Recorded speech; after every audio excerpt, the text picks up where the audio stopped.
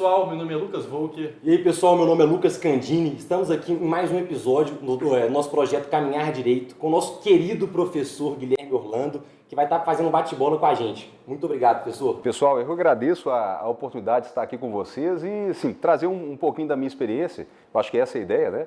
Então vamos lá, estou à disposição para o bate-papo. Beleza. Obrigado.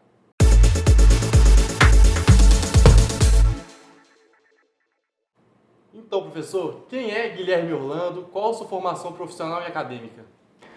A minha história acadêmica, ela começa na Faculdade Milton Campos, né? Eu ingresso lá no ano de 95 e no ano de 2000 eu me formo. Então, a minha vida no direito começa a partir daí e vou confessar de forma meio acidental, né? Na época do vestibular a gente não imagina muito bem o que a gente quer da nossa vida, né? E a gente acaba depois escolhendo um caminho que a gente traça com um padrão. Então, o que eu posso dizer, na verdade, é quem o Guilherme que se formou, né? O Guilherme do direito, o Guilherme que escolheu o direito. Mas a gente não se resume, né, à nossa profissão. Então, o que a gente descobre com o tempo é que, na verdade, nós estamos advogados aqui, né? Mas sempre tem algo a mais. As nossas escolhas nunca nos limitam, né?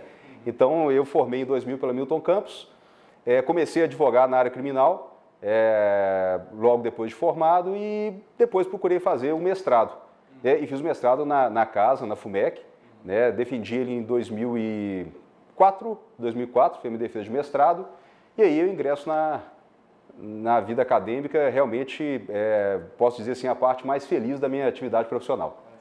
Professor, nós sabemos que muitos alunos têm interesse em seguir a área de penal, mas não sabem se tem um perfil. Você diria que existe um perfil para o advogado criminalista? Eu acho, na verdade, o seguinte, o essencial para o aluno é ele experimentar. Né? Então, assim, o estágio, a vivência, ela é muito importante, porque o direito penal você cria muitas vezes uma ilusão. Né? O direito em si, o imaginário do estudante de direito, quando ingressa na faculdade, é a cena do júri, especialmente do júri norte-americano, aqueles 12 jurados, aquele debate, e aquilo ali cria realmente uma imagem no imaginário da pessoa que ela quer reproduzir aquilo na vida real. Mas a vida real, ela tem um pouco diferente, ela traz um pouco de diferença da ficção. Então, você começa a conviver, na verdade, com os dramas humanos e percebe que muito mais do que aquele espetáculo ali, há pessoas envolvidas. Né? E quando eu falo pessoas envolvidas e direito criminal, eu não tenho como deixar de falar de sofrimento. Né? Então, são pessoas que vão passar muitas vezes pelo processo criminal, muitas vezes podem sair de lá condenadas, às vezes inocentes, né? Vão sair de um processo penal com uma condenação, e você vai ter que lidar com isso. Então, isso traz um peso. Né, e saber se você realmente quer conviver com essa realidade, né, se você vai dar conta disso, o interessante é você, primeiro, vivenciar um pouco daquilo, por isso a importância do estágio, para que depois você possa realmente descobrir qual é a sua vocação real e não imaginária. Entendi. E, apesar de ser advogado, já pensou em algum momento de fazer algum concurso na área criminal? Já tentou? Como é que foi? A minha vida, assim, vamos dizer assim, na área do crime, né, como é que a gente ingressa no crime é uma coisa curiosa. Eu fui trabalhar no direito criminal. Eu estava no terceiro período da faculdade e confesso, formei na Milton Campos. O perfil em geral da faculdade não é voltado para o direito criminal, é mais o direito empresarial, direito internacional. E eu acabei sendo influenciado um pouco por aquilo. E falei assim, olha, eu quero seguir talvez uma dessas áreas. Mas na minha família não havia ninguém na área do direito. Então eu não tinha a opção de pedir para um tio ou pedir para um parente uma oportunidade de estágio. Na época, estava se disponibilizando vagas na Defensoria Pública para estágio. A minha intenção inicial era fazer na área civil, mas não tinha na área civil, só tinha na área criminal.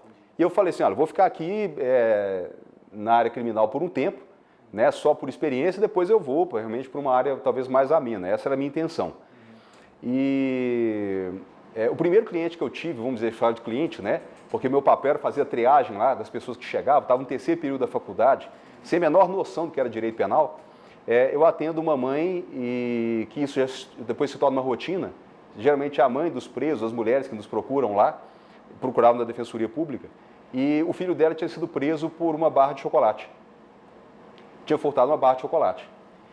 E preso, né, em flagrante e mantido a prisão dele de forma preventiva. E quando eu vi aquilo ali, eu lembrei da minha infância. Porque eu tinha uma vizinha, mãe de um colega meu, que me corrompeu, assim, de forma moral, brincando. A gente ia para o supermercado e ela falava assim, Guilherme, pega um chocolate aí. E era sempre eu, o inimputável, que era o autor da prática criminosa. Ia lá, pegava o chocolate, dividia com o meu colega, a gente mandava ver. Nunca pararam a gente, porque na época tinha cabelo, era lourinho, olho claro, né? Assim, não tinha o perfil do criminoso. Fiz o que o menino fez várias vezes quando era moleque. Me arrependo hoje pelo que eu fiz. Devia ter pagado o chocolate, né? Mas menino, né? E esse menino preso por conta de uma barra de chocolate. Aqui me tocou. E aí eu resolvi fazer, junto com o defensor, acompanhar a defesa dele. Depois de uma longa batalha, só em segunda instância ele é absolvido.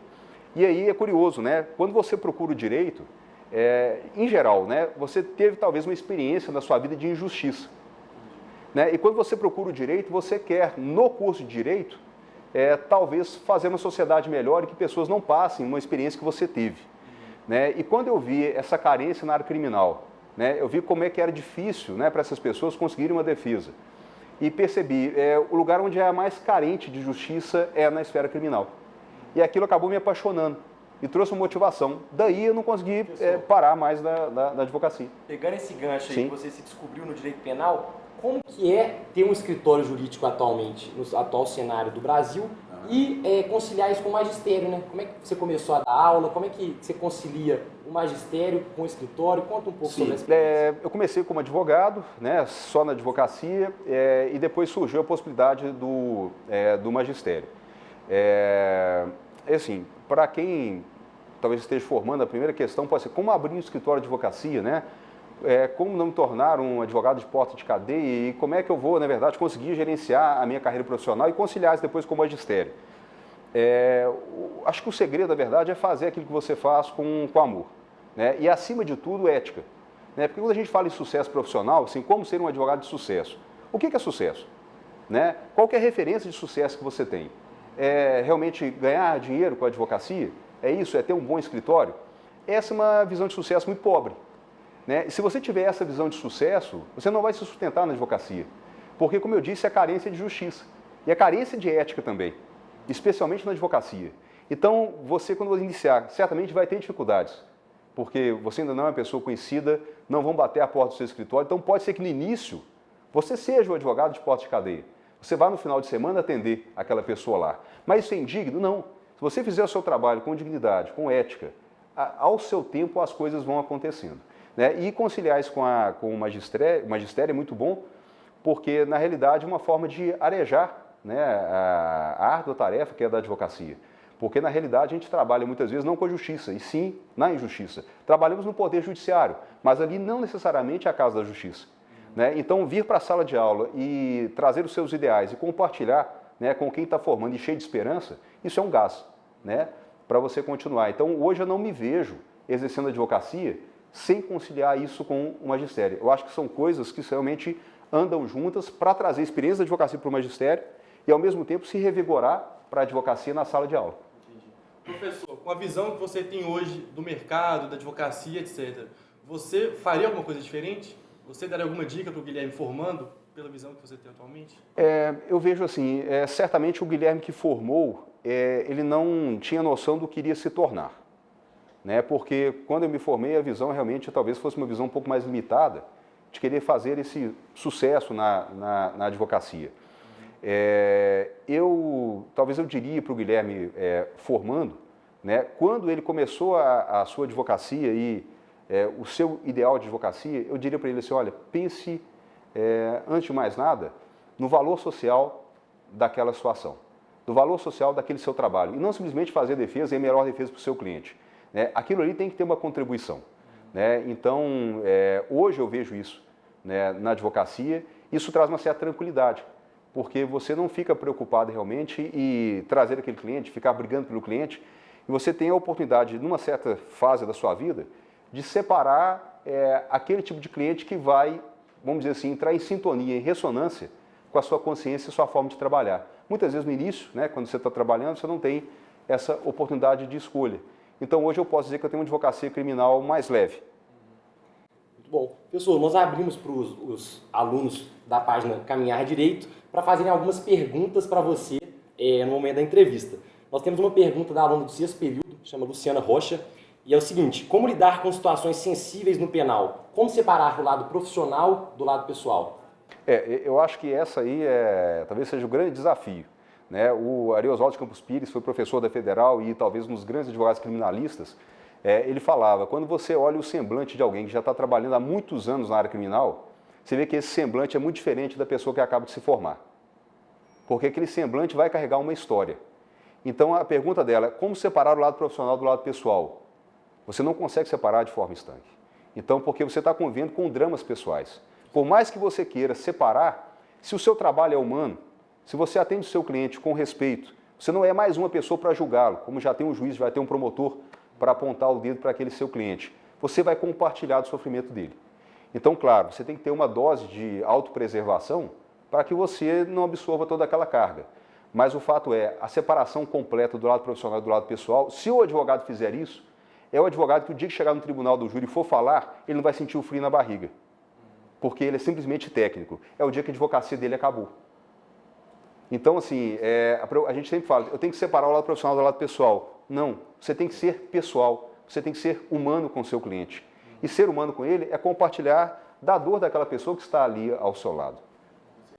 E agora, professor, como é que você consegue manter esse senso de humor, assim, e você mexe diariamente com o direito penal? Como é que você consegue ainda ter esse senso de humor bem bacana que você tem aqui na faculdade? Eu acho que, na verdade, é o seguinte, quando você abraça uma profissão, né, e a minha avó dizia isso e com muitas serenidade, né, e assim, experiência e sabedoria. Ela dizia assim, se você não vive para servir, você não serve para viver. Né? Então, quando você faz o seu trabalho e faz o seu trabalho com amor, sabendo que você está ajudando o próximo, muitas vezes o próximo é aquela pessoa que ninguém quer pôr a mão, ninguém quer estender a mão. Vamos dizer assim, um reprobo da sociedade, é um criminoso. E você faz isso, você consegue perceber que você não está exercendo só uma atividade profissional. Você está realmente ganhando com aquele trabalho, talvez vamos dizer assim, que eu posso dizer, honorários para o seu espírito. Né? Então, quando você faz isso com amor, você consegue, talvez, essa leveza que eu falo na advocacia criminal que eu tenho hoje, é porque eu faço aquilo não me violentando. Então, eu faço aquilo gostando do que faço. Então, por isso, talvez, apesar de lidar com coisas duras, né, a gente sabe que, em alguns casos, você realmente consegue ali atingir a justiça. Isso tem um sabor que é inexplicável. Muito bom, professor. Mais uma questão dos alunos. Quem fez essa questão é o Pedro Cheng, do 8º período. Sim, até um pouco polêmica. É um pouco polêmica. Criminosos no Brasil são geralmente da classe mais baixa. Isso afeta na remuneração do advogado criminalista? Então, na verdade, veja só, vamos entender, os criminosos são das classes mais baixas. Não. Os criminosos estão em todos os meios. Só que o nosso sistema ele é seletivo. Quem vai parar de fato atrás das grades são os criminosos das classes mais baixas. Né? Então a gente percebe nesses casos mais rumorosos, como Mensalão e vários escândalos que surgiram no Brasil, né, você vê quem está efetivamente cumprindo uma pena mesmo. Né? Quem desses acordos não está cumprindo a pena no seu condomínio de luxo, né, com uma tornozeleira na canela. Então assim, agora o pobre realmente, o destino dele é a cadeia. Então o fato é, quando você for trabalhar efetivamente na área criminal, a grande clientela que vai bater a porta do seu escritório, que vai estar realmente às raias de uma prisão, é a clientela mais favorecida. Agora, claro, né, hoje a gente tem um novo perfil de criminosos que agora estão começando a estrear, vamos dizer assim, o sistema penitenciário brasileiro, bem de leve, né, mas estão. Então, essa é uma nova clientela que está surgindo. Então, você vê hoje, né, a escritório especializado em delação premiada e surgindo os novos escritórios especializados em porta de cadeia. Quem a gente fala em porta de cadeia, fica na porta de uma delegacia esperando o pobre ser preso. Hoje não, você vê na revista Veja, tem notícia de vários escritórios que mencionam isso. Olha, a gente tem um escritório bacana, atendemos vários políticos, quando um é preso já vai o quê? O representante do escritório oferecer o seu serviço. É um porta de cadeia de luxo, não é na essência? Então assim, esse porta de cadeia de luxo que vai oferecer o serviço dele para um político corrupto, ele é mais valorizado do que o outro? Né? Por quê? Aí é aquela história, essa moeda, esse ouro de tolo, que é o sucesso, né? Ele consegue sucesso realmente profissional, consegue sucesso material, mas o que ele faz é a mesma coisa que o outro faz, né? Guardado as proporções. O que muda, na verdade, é a conta bancária do cliente, proporcionalmente os honorários que ele vai receber. Professor, agora uma pergunta minha.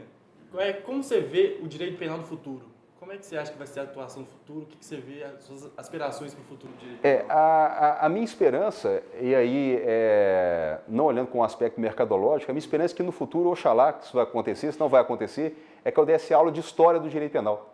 que o direito penal fosse um compêndio histórico das imperfeições humanas que não existem mais, né? Então, infelizmente, o que eu vejo na realidade hoje, né, no aspecto humano da coisa, é que esse compêndio de misérias humanas que é o direito penal, cada artigo é um sinal da nossa imperfeição humana ainda, ele tende a se ampliar. O sistema punitivo se ampliando, a gente basta ver agora uma crescente, fortalecimento do judiciário, com o enfraquecimento da advocacia, o que é muito grave. Então, o que eu percebo é um sistema punitivo, ele se agravando, a falsa crença da lei e da ordem, que quanto mais pena, quanto mais prisão, melhor. Então, o que eu vejo, na verdade, é um campo agora aberto, um campo de batalha aberto para a advocacia que vai se estender e vai se tornar a cada dia mais difícil e mais desafiante. Então, só os bons agora que realmente vão conseguir campear, né, nesse campo de batalha para enfrentar o sistema, porque agora a gente não tem um juiz mais imparcial, eu tenho um juiz que troca mensagem com o promotor pelo WhatsApp, né, e combina como é que sai uma condenação. Então, assim, eu tenho uma nova feição agora desse judiciário, justiceiro, né, que quem está exercendo a defesa agora passa a ser tratado como se fosse um criminoso. Né? Então, eu espero então que o direito penal, na verdade, ele resgate valores, né, como direito à ampla defesa, o contraditório, a dignidade da pessoa humana, ou seja, que o nosso artigo 5º volte a ter a primazia que ele tinha como um bastião intocável para o cidadão. Aí a advocacia ela realmente pode chegar a um novo estágio. Professor, eu quero te agradecer pela entrevista, foi ótimo, muito obrigado a todos que nos acompanham e obrigado mesmo pela presença. Valeu, pessoal, eu que agradeço. Professor, muito obrigado, Foi foi demais. de grande aprendizado aqui pra Maravilha. gente, cara, também para nossas pessoas que estão nos assistindo. Mas é isso, muito obrigado. E aguardem que vai ter mais. Vai ter mais. Valeu, gente. É isso aí. Obrigado. Obrigado. Valeu, gente.